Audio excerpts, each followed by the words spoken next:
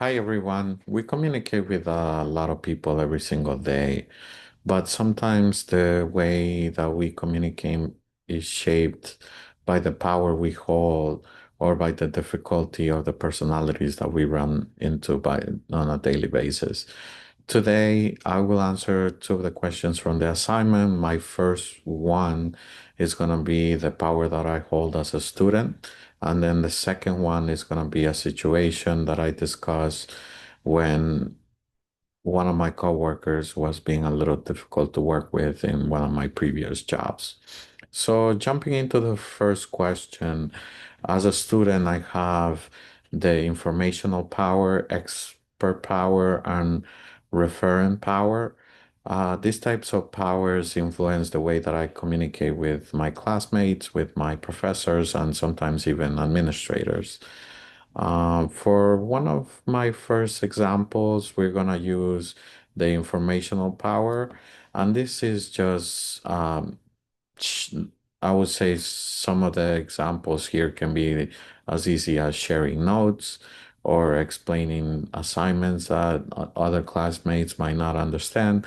And in our textbook, it explains how informational power comes from having the access or possessing the access to access this needed knowledge. For my second power is going to be expert, and this comes to sometimes people are a little bit better or have better skills in different subjects. So, you are going to be taking the lead on this, and all of this can help you with the trust just because you have a better skill set than maybe the rest of the people in your group. Third is going to be reference power, and this is, based on the relationships and respect that you have with your classmates. In our chapter, it says that people will follow other others that they like and or admire. So all of these forms of power build a strong academic relationship, and communication is a little bit better and more confidently. For my second question, we're going to be talking about a coworker that I worked with before on my previous job.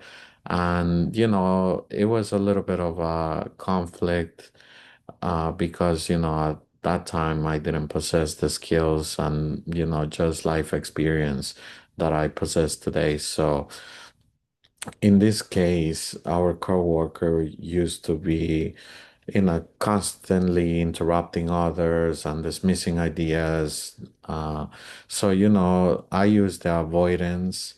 Um, reference here, which in our chapter identifies as a conflict management style that does not solve the real issue.